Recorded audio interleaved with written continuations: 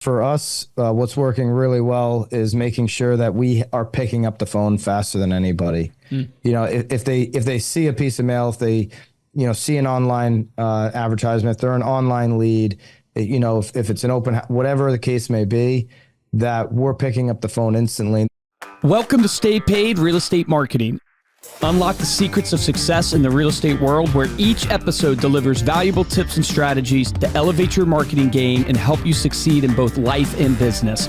Brought to you by Reminder Media. Welcome to Stay Paid Real Estate Marketing. I'm Joshua Stike along with Luke Acree. And before we bring in our guest today, we'd love it if you take a minute to subscribe to Stay Paid on Apple Podcasts. Apple Spotify. Yeah, Apple Podcast. Or on Spotify if you're not already subscribed. While you're there, drop us a review. We'll read it here on the show. This week's feature review comes from Lavelle L.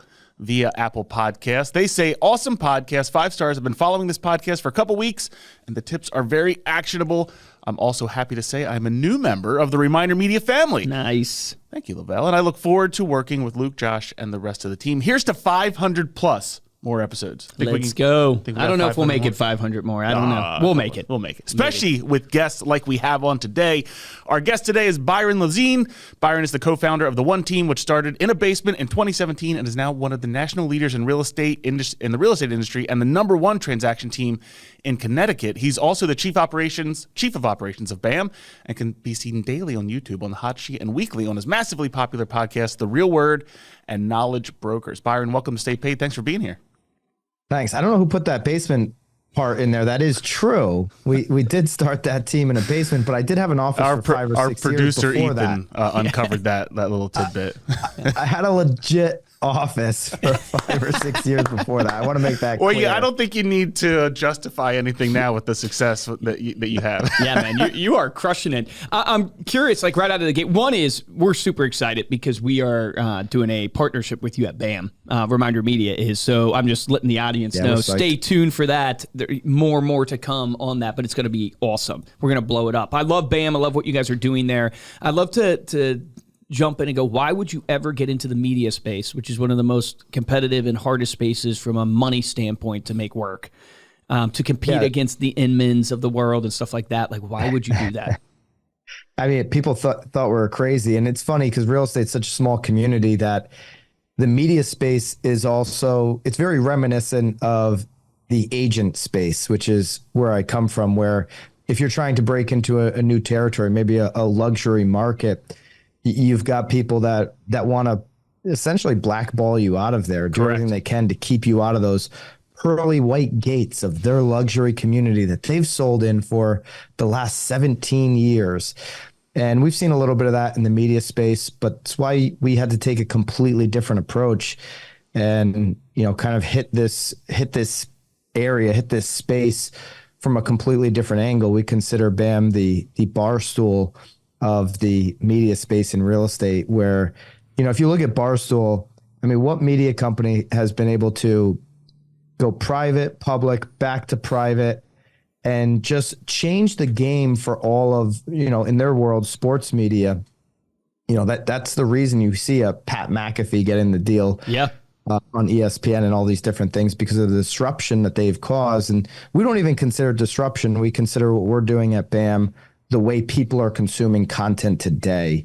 We think there's too many paywalls in legacy media, and we want to reduce that friction to information so agents can have the information at their fingertips. And if they want to take it to that next level, then obviously they can do some of our products. But we want to get them the information that they need so that they can be a professional with high standards in this industry. And it's been a lot of fun. But the reason, I'll go back to your original question. The reason why is I had a media company that was doing social media for agents, which is a really hard business. Tell me about it. But I had great talent. I mean, if you look at some of the people writing and some of the editors and producers that we have at BAM, that was essentially, my company there. And Eric had something great with the broke agent, of course, and some of his other assets like bad real estate picks and some others.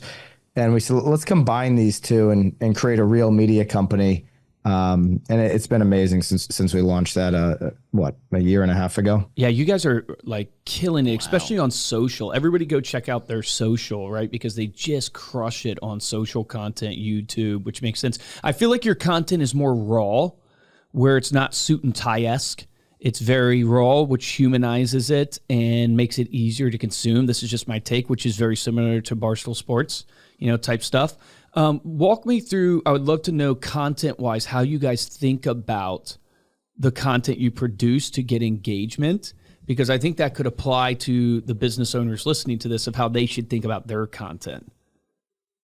Yeah, I mean, I'll give most of the credit to Eric, who created the Broke Asian. He's really, for somebody who's tells a lot of jokes and makes a lot of people laugh in our industry, he's very analytical, and he picks apart every single piece of content. I mean, he'll spend a lot of time thinking it through. What's the right hook? How do we grab the attention? I mean, right now you see on Instagram, obviously, that swiper posts are performing at a much higher level than just a podcast clip that, doesn't have a swiper in front of it, because the algorithm's gotten accustomed to seeing the same, podcast clip over and over again. So we always want to change up what we're doing, keep it fresh. Something that we've been doing with our entire staff. So whether you're a VA on the BAM staff, the senior editor, our lead producer, Bobby, no matter who you are, on Fridays, you bring a piece of content to the table, to our all hands, that you've consumed. And this is something every agent can do. You can do this on your team. You bring a piece of content that you've consumed out there that really captured your attention. Well, before you bring it to the table at the all hands meeting, you've got to articulate why. You've got to take the 5 minutes to think about that. Why did that piece of content grab your attention? Was it the hook? Was it the meme? Was it the thumbnail? Was it the swiper? Was it the piece of copy? Because copy is important too. If you mail in copy, if you have a weak headline in your Instagram copy, that could be what gets somebody to scroll past it. So identifying the reasons why that piece of content that you consumed inside or outside of real estate, a lot of times outside of real estate, really hit for you, makes you better at producing your next piece. It gives you a stronger focus on those little details that really do matter, that can make a difference between a flop post and something that converts at a high level. Yeah, it's so good, because the mistake people make is they just never put themselves in the consumer's shoes. They always put themselves in the seller's shoes, meaning they are the one trying to sell and trying to get people to watch the content, instead of thinking about, like, if I consume this content, what would I think? All right, man. So there's a lot of doom and gloom, right, in the headline. So you guys are reporting on it too, is right. The commission lawsuits, everything that's going on in the industry with NAR. I mean, this whole thing, this recent thing of the blackmailing and all that, and the most recent president stepping down. Like, we went to the NAR convention, and there was a lot of doom and gloom out there.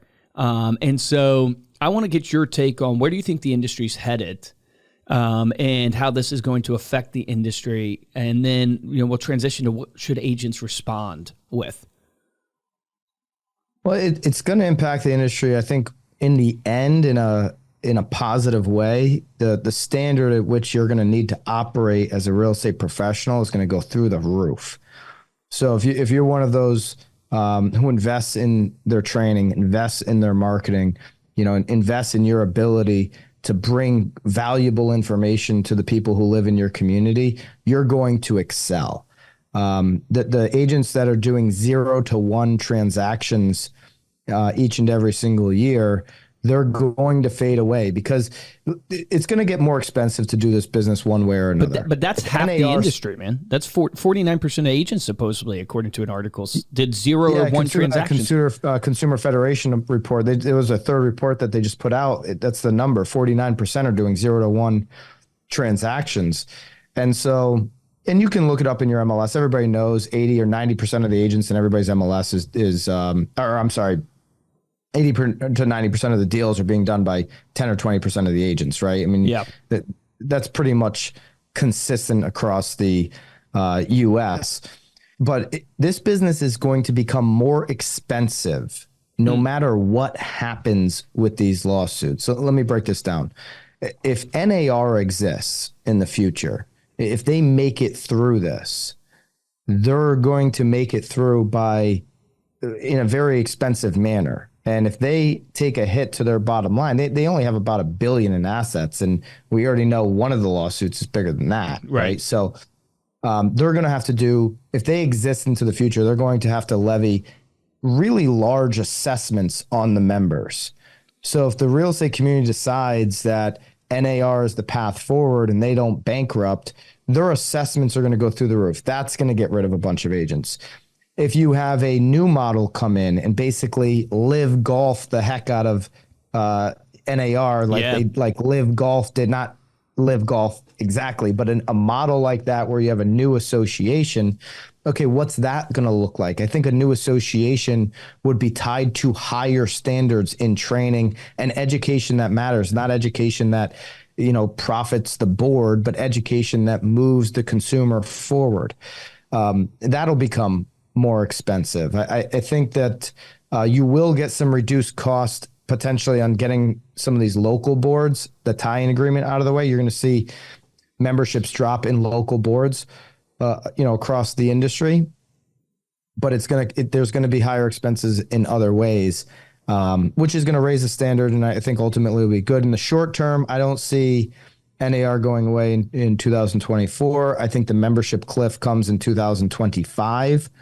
You've got to work through some of this, some of these appeals, some of these lawsuits before you see more agents really drop out of the association. Some of them can't drop out of the association because they're tied in still with local to be able to have access to the MLS.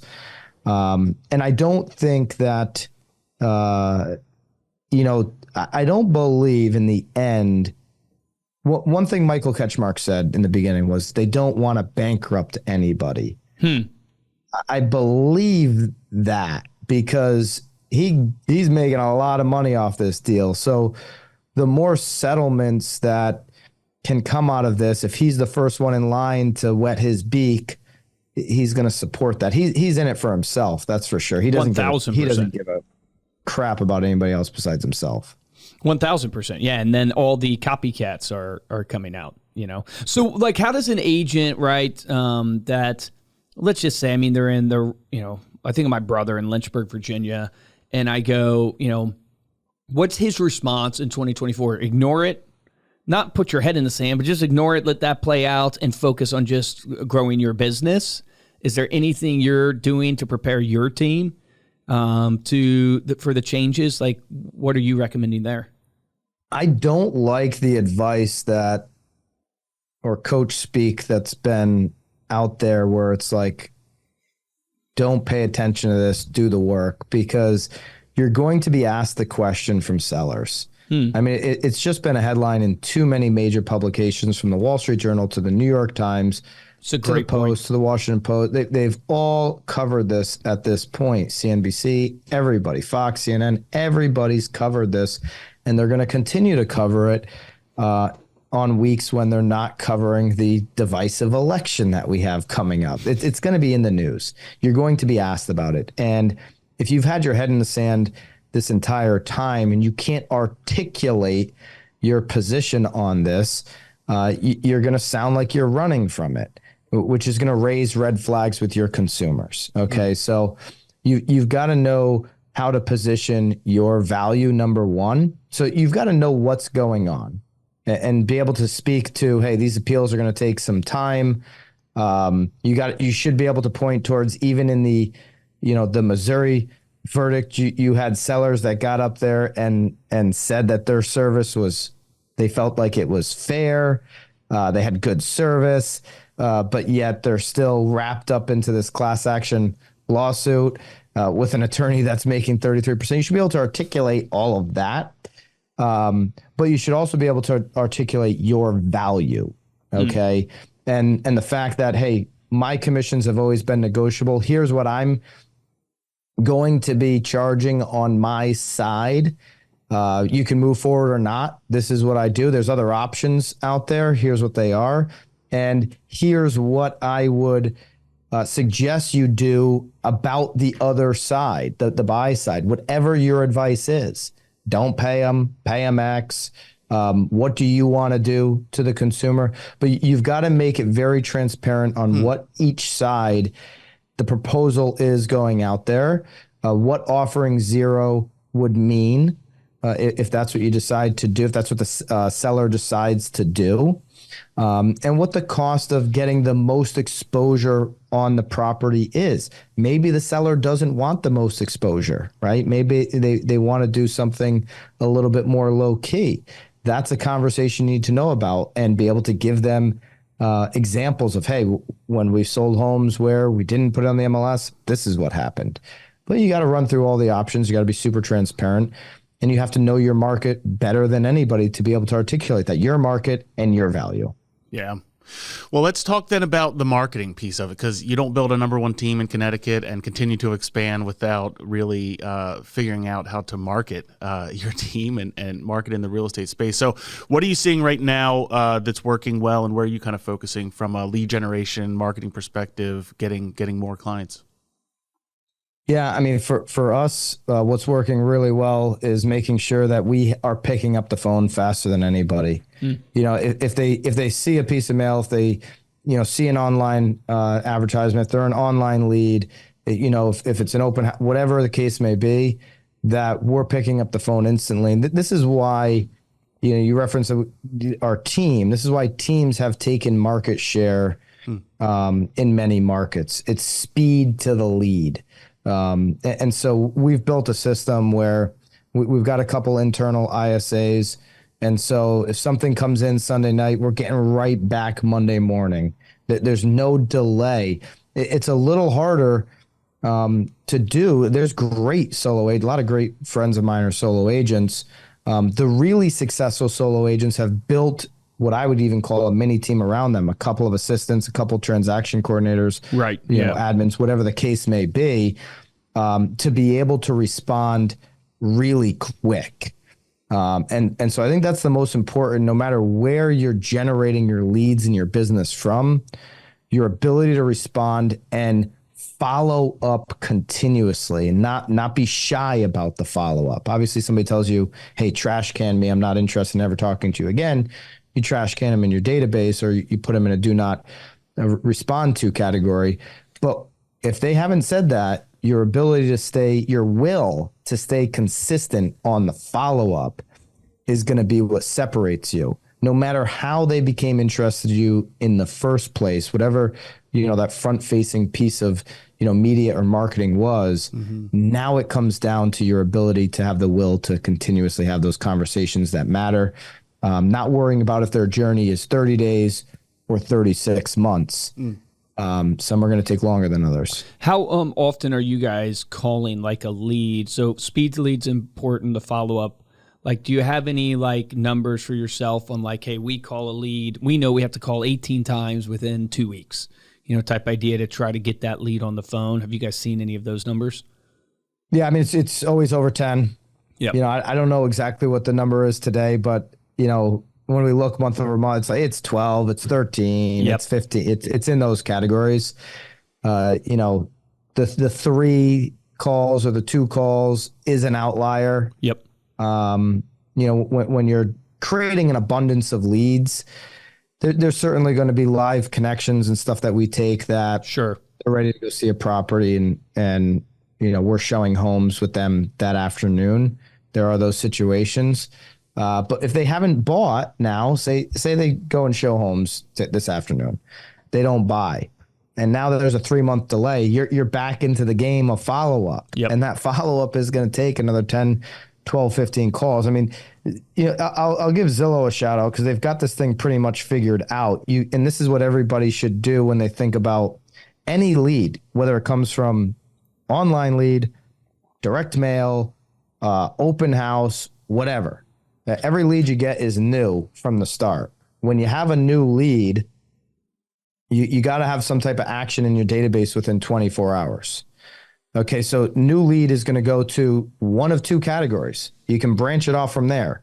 Attempted contact, or I spoke with the customer. Only one thing can happen after you get a new lead. maybe they came in on an email or a text or something, so you haven't actually spoke. So did you attempt to reach back out, or did you actually speak with them?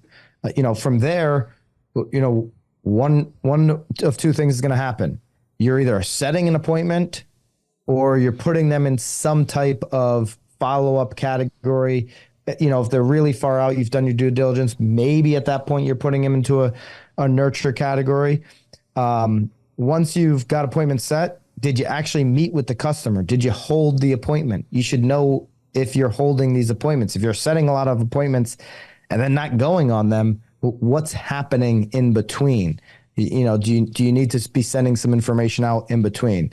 And then are you showing homes, or are you converting the listing, whatever the case may be, submitting offers, signing listings, under contract, sales closed. That's really the funnel you should be following each and every single time.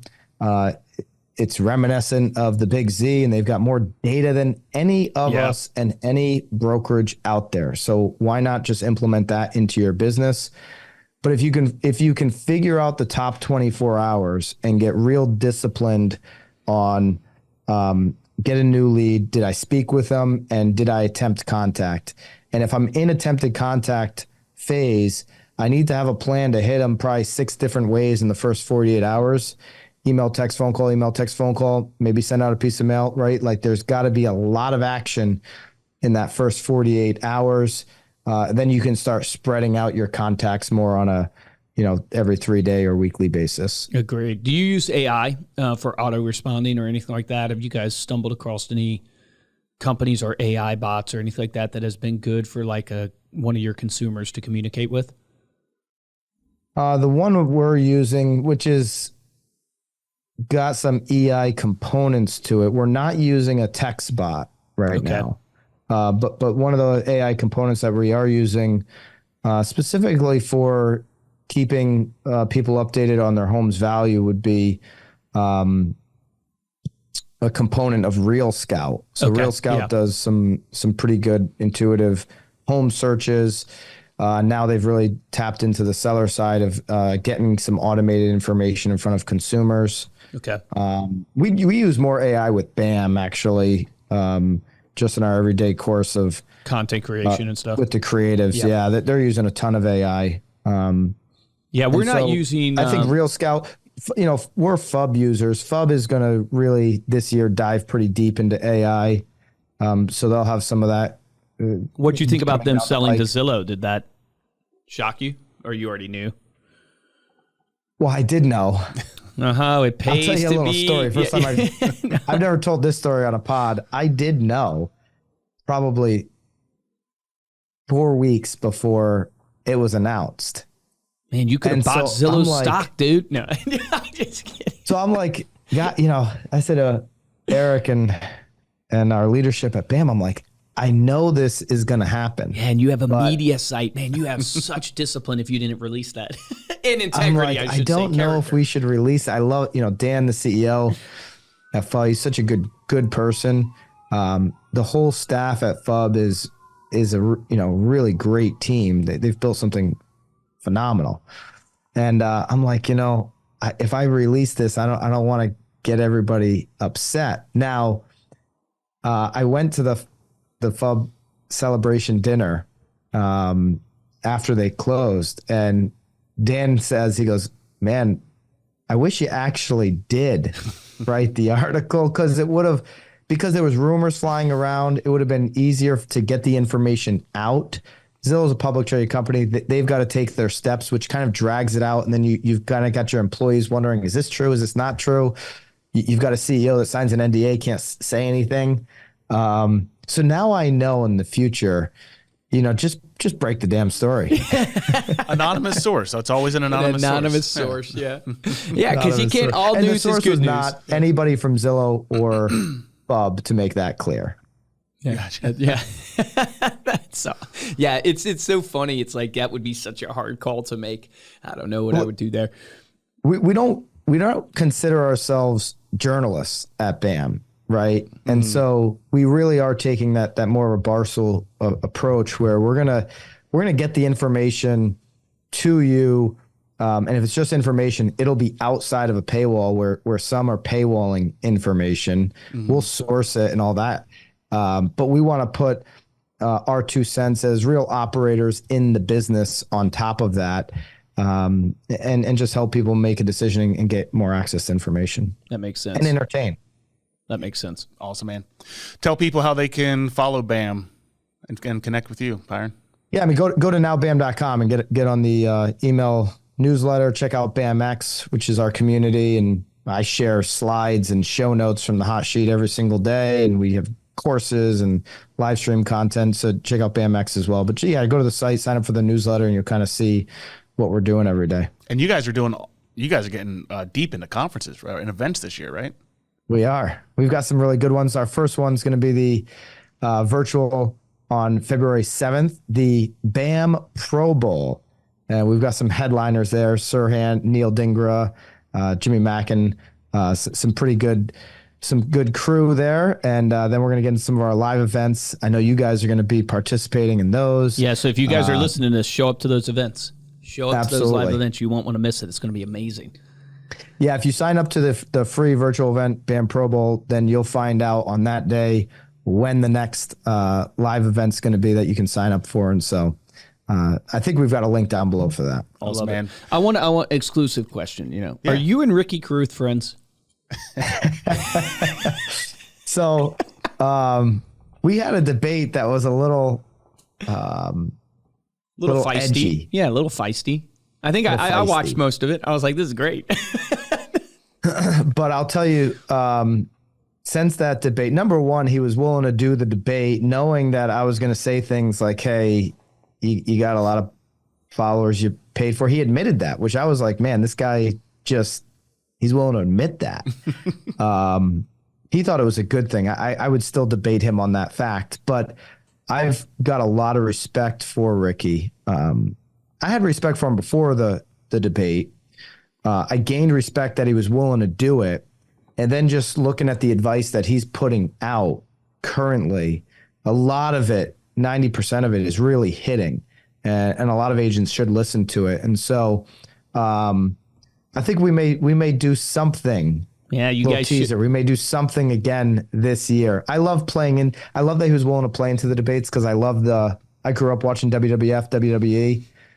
I love the heel and the whole Vince McMahon vibe. I mean, that's a whole nother vibe we like to play off of at BAM. And Ricky was willing to play ball with that. And I got a lot of respect for what he's doing. A lot of people would run from a conversation like that. Agree, yeah. And I don't think that's healthy for the industry, by the way. I think we should get more of these conversations that people are having in the lobbies at hotels and conferences and get them out there in a debate, a nice, comfortable debate style, conversation style for everybody to learn from. Yeah, I would agree. And there's a huge marketing lesson in watching you in BAM and watching Ricky and what he's doing is authenticity and saying what you believe, saying what you want to say always wins. If you're trying to be political, if you're trying to be a politician, there's professional politicians and they're in government. So you're in the wrong industry.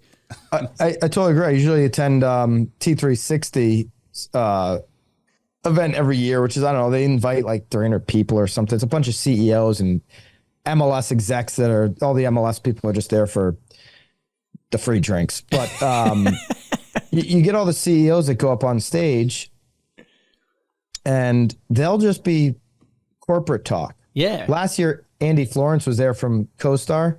This dude just shredded people in a good way. It was like, man, finally we hear a CEO who's just going to speak his mind, say what he thinks. And that's very refreshing. And I think Ricky fits into that category where he'll tell you exactly what he's thinking. Yeah, I would agree, man. I would agree. Byron, man, it's an honor to have you on. We've been wanting to get you on the podcast for a long time. So thank you so much for joining us today. And thank you all so much for listening. You can dive deeper into this episode, get those links that Byron mentioned over at staypaidpodcast.com and in the show notes of this episode. If you like this episode and want to show your support, head on over to Apple Podcasts, drop us a 5-star review along with a comment. And the best way to support the show is to simply share this with someone that you know. If you want to get a hold of me or Luke, you can email us at podcast@remindermedia.com.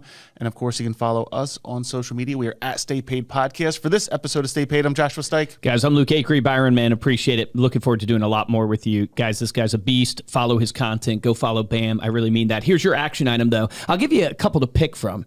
Right, because there's just so many good ones. Actions. Yeah, take actions. That's what will change the sign in the back. But if you think about it, right, one is get educated on what's happening in the industry so you can actually present your value proposition. You are the advisor to your client. So when you sit down in that listing presentation and you can't articulate your thoughts on the actual issues that are going on, then that translates to how they think you run your business. And people want to work with people they look up to, people that they think are in authority, people that they think have knowledge. So one, get educated. That could be an action item for you on the issues that are going on and how you're going to articulate that. Don't stick your head in the sand. Second action item, if you want to choose this one, is your speed to lead. Do you even know how long it takes you to actually hit a lead? Right? Byron just told you he's running the number one team. He just told you it's speed to lead. How fast are you getting in touch with them? You need to hit them in 24 hours, 6 different ways, he said. That is an actual action item you could implement this week, start tracking it, and start getting that where you hit people within 24 hours, 6 times. Remember this, difference between a top producer and a mediocre producer in every business is top producers take action.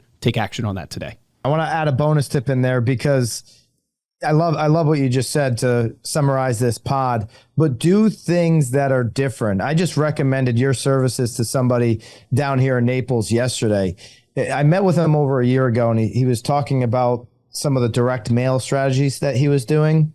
And these buildings that he's mailing into, they're very heavy on direct mail. There's probably 20 postcards going. He's doing the postcard game and getting matched. I'm like, dude, if you're going to spend this money, go check out the magazine product from Reminder. Yes. Like they're getting 19 postcards and then they're getting this magazine. They're all people that read on the beach. If you know what I mean, they're maybe upper echelon as we call them. Yeah.